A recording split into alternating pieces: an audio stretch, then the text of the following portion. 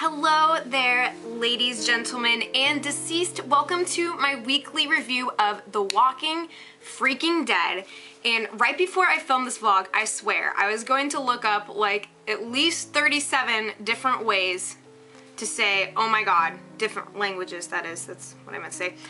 Anyway, because I was just trying to plot out how I was going to open up this vlog, and all I could think was just, oh my god, and I didn't want to sit there and just do that in front of you for like half an hour, although it's extremely freaking tempting. Spoiler alert. If you haven't seen the episode, by all means, please pack your bags and go to freaking Antarctica because you do not want to be anywhere near here. This is the splash zone, ladies and gents. Spoilers everywhere. Oh my god. For those of you who didn't think that tonight's episode was freaking incredible, I would also like you to leave. I will wet my pants and throw them in your face. So, I'm just saying.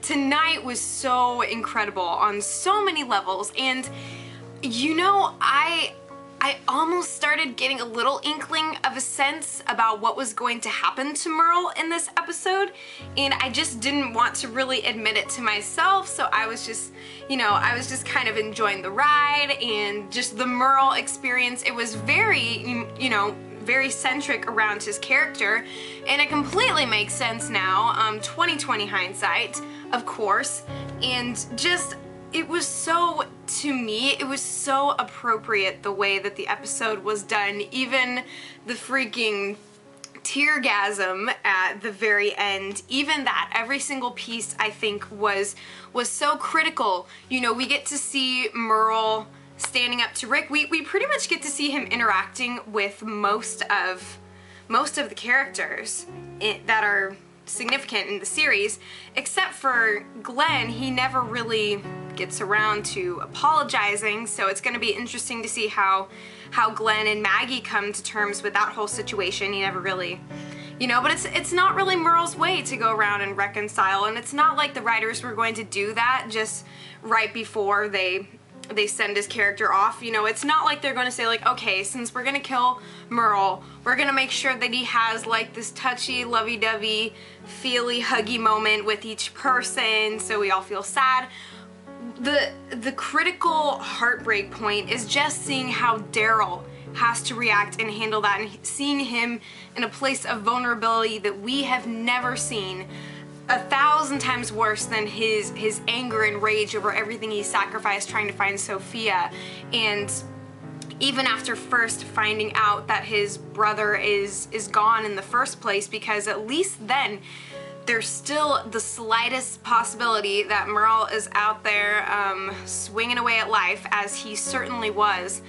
And now he has to, you know, he's had such a journey with his brother this season. I mean, from going to figuring that he's probably among the walkers, you know, and kind of coming to those terms on his own, to being thrown back into the fray with him, but now he's sided with a bunch of douchebags over at Woodbury, and you know, they're wandering through the woods together. Daryl is, you know, he figures that he wants to commit himself to his brother now that he's back, no matter what, realizing that they have significant enough differences that it's not going to sit right with him to, with Daryl that is, to stick around with Merle, especially with the way that he behaves unkindly around others. And then, you know, Merle follows him back to the ends of the earth at the prison, and he's sticking around there solely for the purpose of being with his brother, and yet he kind of leaves his mark on each individual person. You know, we see him confront Rick, and at first I thought that he was indicating that he didn't agree with turning Michonne into the governor, and I think that on some level he didn't, because he knew that it was going to be completely and utterly ineffective. And but you know, we get to see him really challenging Rick and his authority, which Rick ends up rethinking completely in the end. It makes me think of how, for those of you who are fans of the show Dexter, it makes me think of how in season 7 of Dexter, Brief spoiler alert for that if you are not caught up in that season for like the next 15 seconds, just mute this or whatever.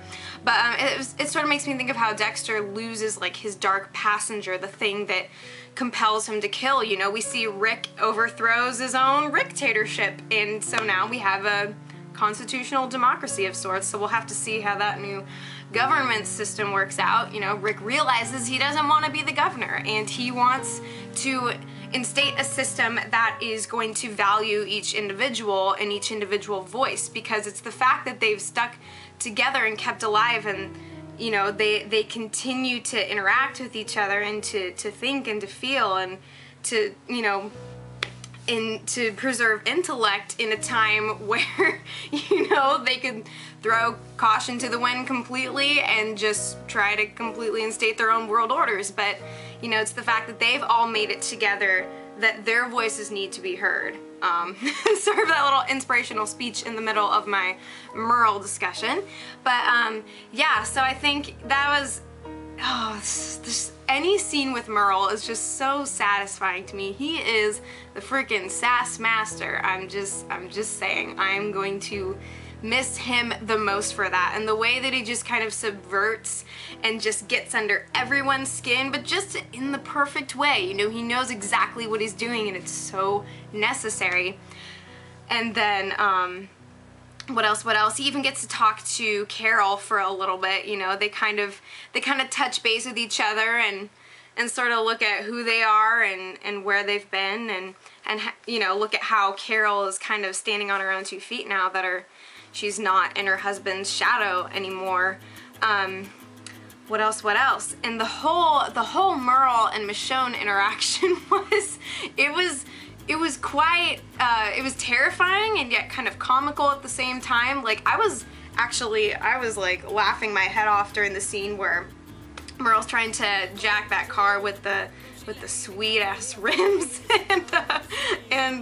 and so he's just kind of got his head under there, and then he sets off like all the alarms in Narnia, and so all the zombies are coming to the milkshake he's putting out in the yard, and Michonne is just, well, being her typical self, owning it life. Michonne rhymes with own, so case closed, class dismissed. That was an incredible scene, and I was just laughing so hard, like, making up my own dialogue for them in that scene. But kind of an awkward sort of first date for those two, you know. But and then during the car ride, you know, they're both kind of going back and forth, just getting at each other and sort of harping, and you know, there's that whole verbal interplay, word jousting going on, and yet it was so incredible this episode to see Merle reacting emotionally, like when he gets to see, well, effectively when he sees Daryl for the last time at the prison, and when Daryl's like, you know, I want my brother back, like I could see Merle just had this look of torture, like, and just vulnerability like I've never seen before. Just so much vulnerability with the Dixon brothers this episode. I will cry forever, I freaking swear. And then again, you know, as Michonne's really just digging into him and just getting to the core of who he is, you know, he finally has this epiphany, you know, while realizing that both he and Michonne are outsiders, and why is he kissing the ass of this guy who's done nothing but abuse him ultimately. And I think that Merle has a realization that he's not so unlike his brother, you know, and yet so different at the same time, because the way that Daryl responds to the leadership of Rick is far different from the way that Merle has responded to the leadership of the governor. And I think he just sort of has this breaking moment where he realizes that he needs to be his own, but in being his own person, he needs to look out for other people, and it's sort of what Daryl is trying to get, you know, through to him on earlier. And I think that he has that epiphany, and it is so visible in his acting and just his expression. Whoever plays Merle is fan-freaking-tastic. I really want to see him on The Talking Dead. I can only assume he's on there, but I'm making this vlog for you. So anyways, and so that moment where he just lets her out of the car and he's like, you know, gotta go do what I gotta do. Michonne's like, all right, I respect that. Call me later maybe. And then he just kind of books around, and good Lord, he went out with a freaking bang that is only appropriate for one of the caliber that Merle is. And I was just, oh God, it was so good. It was just perfect, like the loud rock music, and he's just, you know, he's just got his sweet ride, and he's bringing all the zombies along. I was really hoping he was gonna like drop a zombie gram or something at Woodbury, but then I remembered that, you know, it's supposed to be the day when they were meeting up to do the Michonne exchange, and then he goes and just friggin' takes out everybody while he's inebriated. So Merle is better than all. Thank you very much, in case anyone was wondering. Yeah, oh man, what else can I say about that? And the confrontation with the governor was as visceral and fierce and gritty, nasty, finger-eating as much as you could possibly desire. Merle kills everyone, and for all intents and purposes, like, he owns the governor despite what happened. I think it was perfect, because he's like, I'm not gonna beg. You know, his last words, he's fully owning himself. He's taking those pieces of him that he has needlessly sacrificed to other people. I mean, as weird as that sounds for Merle, because he's been such a lone wolf, but he sees, like, you know, in going and doing his own thing and doing that final act and being on his own, not like fighting with everyone at the prison alongside him. He's doing it on his own, and yet he's doing it for them on some level of his being, and that was just super cool and well done to me. As devastating as it was, I would never hope or want for him to leave. I think that, you know, I think it would have been cool to see him go further, but yet this is so perfect, and I think it was really built up well in the episode. Just so cool to see his role really done justice before he had to leave the scene. And oh lordy, what else? I mean, freaking, of course we get the, oh yes, somebody's getting hitched. I heard that this happens in the comics. Glenn and Maggie are getting married. You know, it was interesting seeing Glenn doing some apocalyptic ring shopping, you know, just kind of, you got the models like up by the chain link fence, you know, sort of like window shopping, like looking in the glass like, oh, I see that, I like that, you know, like they're like, ah, it's like, oh, I'll take that one, thanks. I just thought that was comical and very sweet. I might have shed a little lone dragon tear when Glenn asked Papa Hershey to have his daughter's beloved hand in marriage. It was a very sweet moment, and it's just, I enjoy being back with the prison group and just seeing how far everyone's come and how things are changing. And of course, Ghost Lori makes another lovely appearance on the horizon, and she continues to stick around, and I think Rick's finally realizing that he's compromised enough that, you know, not only does he want to abolish the dictatorship because he knows that he kind of needs some rehabilitation, but he, you know, he finally just recognizes where things are at. And I like that they really brought it full circle, you know, just kind of incorporating those significant pieces from earlier in the season and the end of last season, and just, you know, just really substantiating everything, keeping everything connected and intertwined, and I like that. I like the consistency. That's really good to me. And so then, of course, just as we think all is fine and well, you know, our little Zombieland lovers they're getting hitched, and dictatorship is no more. Break down the gates of tyranny, and then we go back to Daryl, and I was like, oh, no. And you know what pissed me off is I saw a picture that was leaked earlier last week, and it was like a zombified, Merle. And I just thought that somebody photoshopped it because so many people do that, you know, but it turns out I realized that I accidentally saw leaked footage and I just didn't believe it, so joke's on you. So, But oh my gosh, I immediately just welled up with tears as soon as I saw Daryl coming around the corner, and you know, we see Merle, he's leaned over and looks up, and there's just that moment where he just visibly folds in on himself like a little origami duckling, just crumpled in, like he's been stepped on and just getting crushed like from the chest down, and just having to watch him. I'm getting emotional again. I don't want to do this, but you know, we never see Daryl in that position, of course, like I was saying before, and having to see, you know, like when he keeps pushing Merle away instead of just ending it.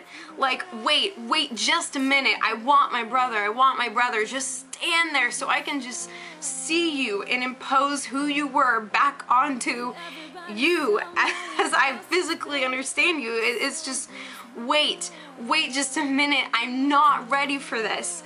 And then finally he's just pushed at the last second and just stabs the living hell out of him. And man, again, it was perfectly done, and it sucked immeasurably, which is a sign of a job well done. honestly, kudos writers. I loved this episode as much as I despised it with every fiber of my being. This was awesome. Loved it. I've got to go. I have homework coming out of my cranium and ears and my orifices of my body, so I better get to that. But wow, I really needed to do a long enough vlog to do this episode some kind of justice. It was good. And then I was like, at the very end, I was like, oh yeah, I wonder what Andrea's doing. So more on that next time with the freaking finale. So stay tuned with me, y'all. I will be covering that, of course, and I will be back with more of The Walking Dead after for season 4. They're most definitely signed, so I will keep up to date with that. And thank you so much for watching. Have a fantastic night, and try not to cry too many tears over the events of tonight. I have a feeling that a lot of people are going to be buying new pillows around the world. It's gonna be a good day for all the mattress stores and stuff, I guess, since our hearts are broken. Cool. Alright. Peace, you guys. I'm gonna go eat chocolate and drown in my feelings and homework. See ya.